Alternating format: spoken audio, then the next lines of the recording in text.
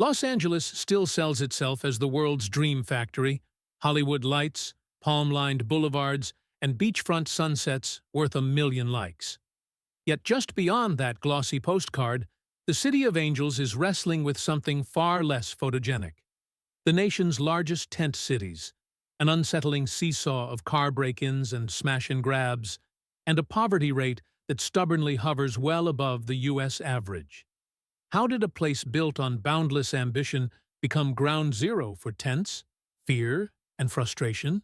Every year, L.A. County cranks out more than $1 trillion in economic output, roughly the size of Australia's entire economy.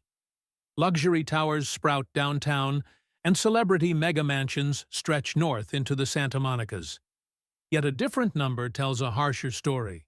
More than half of renter households now spend over 30% of every paycheck, often closer to 50%, just to keep a roof overhead. In a city famous for overnight success, tens of thousands of families are one missed car payment from sleeping in that car. A growing divide separates those who live-stream champagne brunches from those lining up at midnight food bank drops. But that isn't even the most visible crack in LA's sheen. 10 years ago, most Angelinos saw scattered encampments only under a handful of freeway overpasses. Today, whole boulevards are lined with multicolored tarps and canvas domes. The 2024 count found roughly 75,000 people countywide with no fixed address, and about 3 out of every 5 were sleeping outdoors. City Hall's high-profile Inside Safe push has moved thousands into motel rooms and converted apartment blocks, yet nightly shelter demand still outstrips supply. Meanwhile, small, tiny home villages provide clean beds and locking doors, but critics argue they're an expensive holding pattern, costing as much as a modest rental unit without offering a genuine path to stability. Residents debate the right fix, but no one disputes the cause that towers above all others: housing costs. With median rents among the nation's highest, the math simply breaks. When a modest one-bedroom can swallow half a working-class income, one medical bill or layoff can erase any margin for error. And when desperation spills onto sidewalks, another problem often follows in its wake. The Los Angeles Police Department reported fewer homicides last year and a dip in overall violent offenses. On paper, things look promising. Yet dig a little deeper.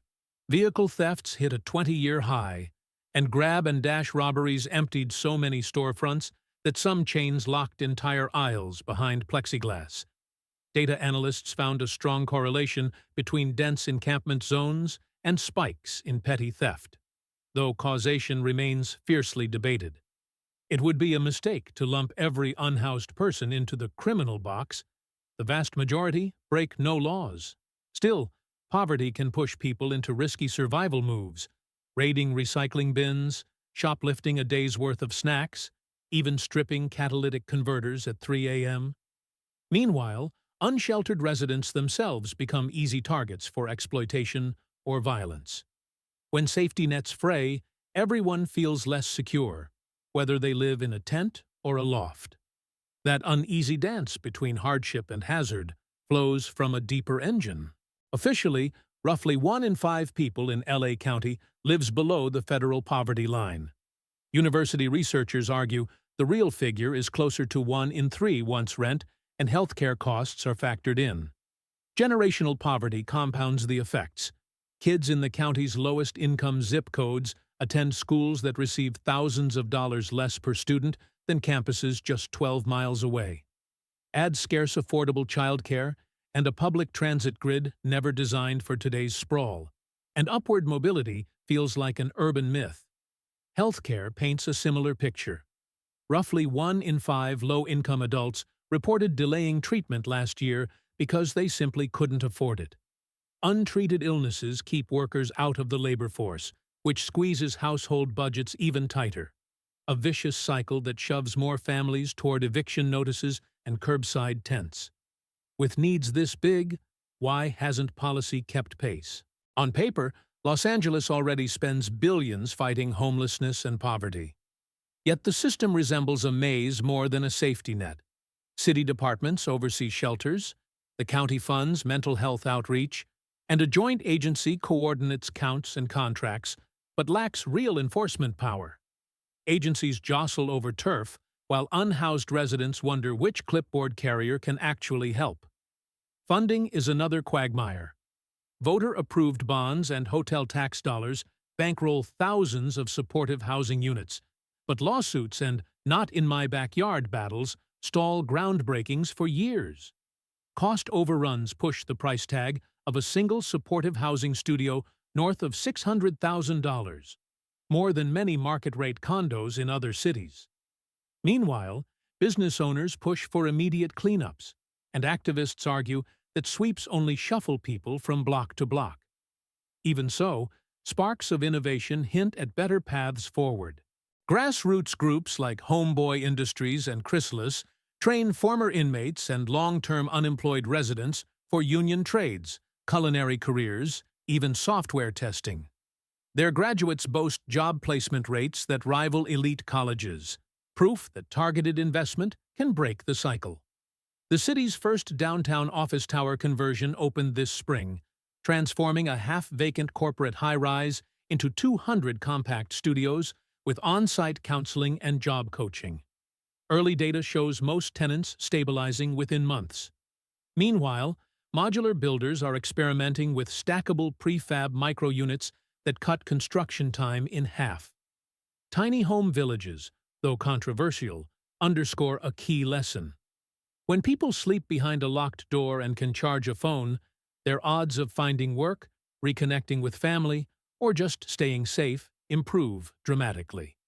But all these pilots lead to a looming choice. State lawmakers are pushing Senate Bill 79, which would allow mid-rise apartments near every metro rail stop, bypassing some lengthy environmental reviews. Supporters call it a housing moonshot. Opponents warn of displaced renters and vanishing neighborhood charm. At the same time, the upcoming district attorney election pits a law and order challenger promising tougher sentences for repeat theft against an incumbent who favors diversion courts and mental health treatment.